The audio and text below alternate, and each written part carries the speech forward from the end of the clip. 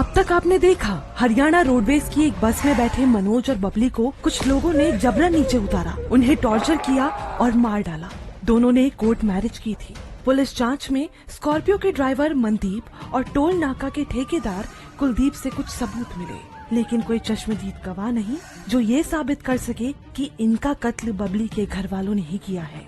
दैनिक भास्कर की thriller series मृत्युदंड में करनाल डबल मर्डर केस के पार्ट 3 में अब आगे की कहानी।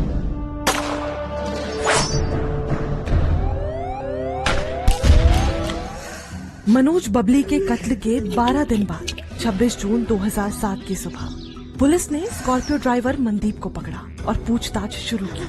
इंस्पेक्टर अमरदास के सामने कांपता हुआ मनदीप हाथ जोड़कर बोला, साहब गलती हो गई, मुझे नहीं पता था कि ये लोग किसी को किडनैप करेंगे। इंस्पेक्टर अमरदास ने गुस्से में जमीन पर डंडा पटका और पूछा, कौन लोग? सच सच बता वरना। मनदीप पसीने से तरबतर हो गया था। डरते हुए बोला, 15 जून को मैं कैथल सिविल अस्पताल के पास गाड़ी में सो रहा था, तभी 6 आदमी आए। बोले घर की लड़की भाग गई है, पकड़ने अंबाला चलना है। ज्यादा पैसे दिए तो मैं भी चल पड़ा। इंस्पेक्टर ने अब सख्ती से पूछा, उन्होंने कहा और तू चल पड़ा?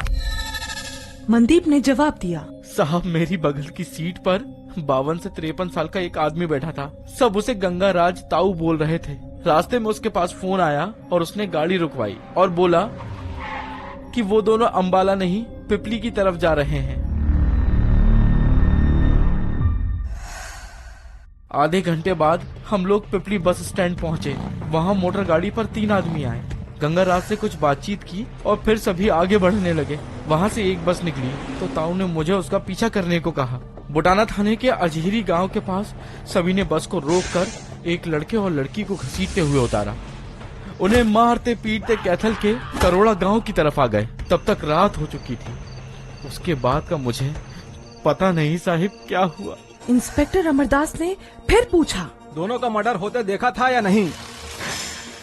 मैंने नहीं देखा साहिब। वो लोग लड़की के रिश्तेदार थे। जब लड़की को पीट रहे थे तो वो बार बार भैया, दादा, चाचा, मामा कह रही थी। अब पुलिस बबली के घर पहुंची और उसकी मां ने बताया कि वो कुछ नहीं जानती। कुछ ही दिनों बाद पुलिस ने बबली के भाई सुरेश, चाचा राजेंद्र और मामा के बेटे गुरुदेव को पेहोवा से हिरासत में ले लिया। दूसरे दिन पुलिस ने बबली के मामा बारूराम और मामा के बेटे सतीश को भी गिरफ्तार कर लिया, लेकिन गंगाराज अभी भी फरार था। इंस्पेक्टर अमरदास ने बबली के भाई सुरेश से पूछा, मनोज और बबली को किसने मारा? 25 साल के सुरेश के चेहरे पर जरा भी शिकन नहीं थी।